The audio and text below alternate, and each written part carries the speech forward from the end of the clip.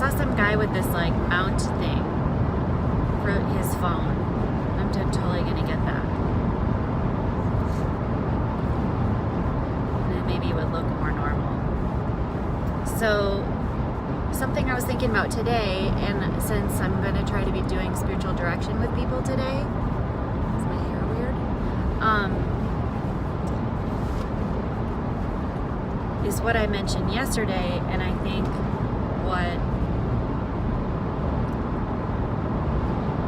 is important. Like, what is a person's paradigm for suffering? So, what do they think when suffering happens? What is the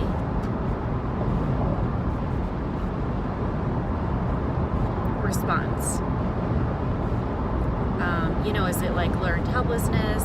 Is it like, some people kind of have that ingrained motto, like, suffering makes me stronger? Is it a Christian belief that, like, we take on suffering and, it is connected to Christ? We turn it over. It's for the greater good. And there's a lot of ways to think about the Christian perspective of it, too. Or, I think there are the layers of, like, if you're struggling with depression, then, the suffering can just become one layer versus multifaceted. And it's just, like, why am I suffering? When is the suffering going to end? I'm suffering, period. There's no kind of, like, connection to a higher power, a greater cause, or a greater good. I think you could look at it through the, religious lenses and then secular lenses, which would be more of a psychological lens, I guess, where people would use it as a force that drives them, like that verse, like that builds character and can make you stronger. So it really got me back to thinking. The other day I saw another Ashley Turner thing. I love her, Yoga Psychology, and it said something about,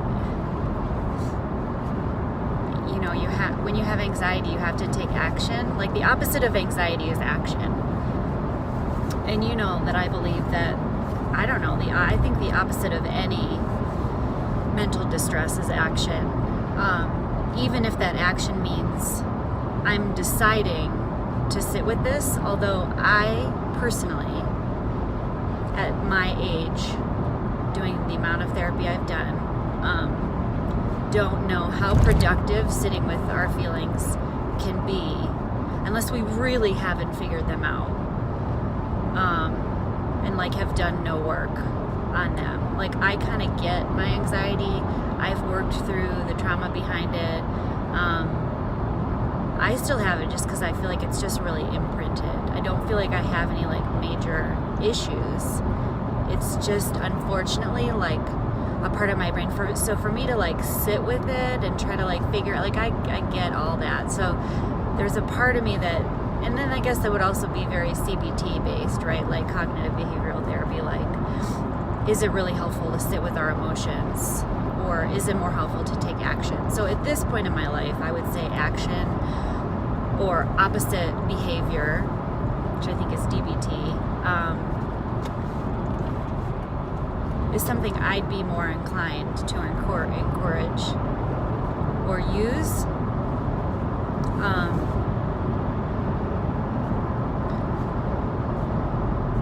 In a situation where the feelings seem ongoing and you kind of, like, know where they're coming from and done the work around it, but it just, like, kind of won't go away. I think that could, like, taking the step to, like, do the opposite action. Well, that's what the DBT, I think the DBT is opposite action. So, like, if you're depressed and you feel like you can't get out of bed, you get out of bed. Or if you are feeling lonely, you make plans with people. Or if you're anxious and don't want to go anywhere, you go somewhere. All that, like, stuff, to just kind of continue to put one foot in front of the other. But back to the thing that I think is interesting about, like, the paradigm and I'm inserting that word because it sounds good, but I don't know if that's what I really mean. Is it a paradigm? The way we think about suffering, I think, has a huge impact. And I say this too because I have a really good friend who's Buddhist, right? So, suffering is transient, suffering is come, suffering goes. We try not to attach to it. And I love the Buddhist philosophy, but I think unless now this is, I'd love to do a paper on this. I wonder if people who have like purposeful suffering or an idea of like why they suffer or what you do with suffering, like a story, a framework around that, if they do better with or if they're more resilient around mental distress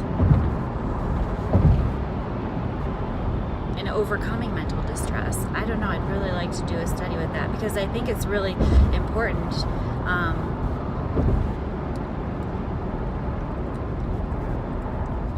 When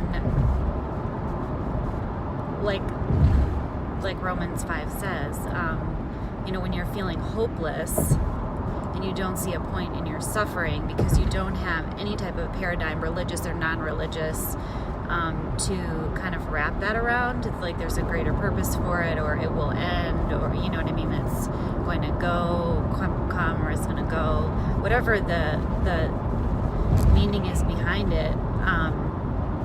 I guess I just wonder if that impacts and makes a person suffering greater or less. I don't know. I could ask my friend Gwen, and I don't know that it makes her suffering any less.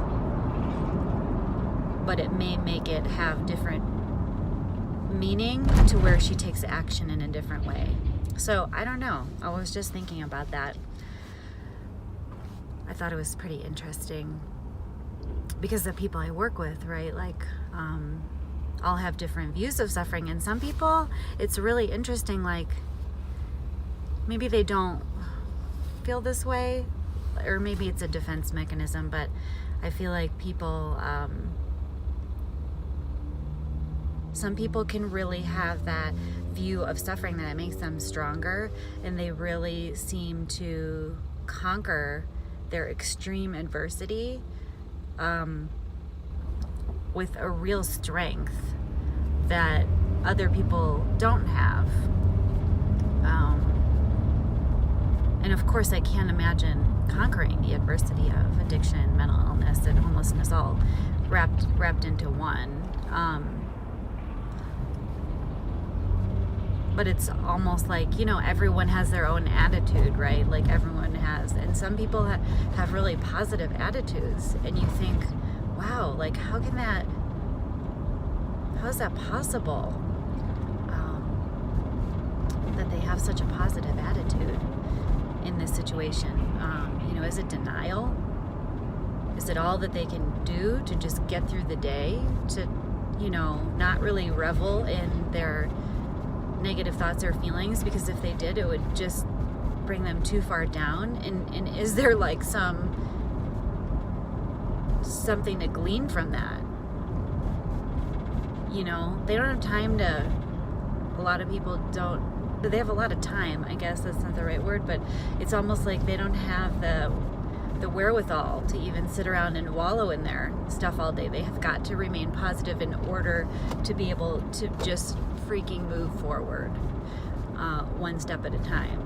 So it's interesting. I see a couple studies and papers I would like to have more answers to.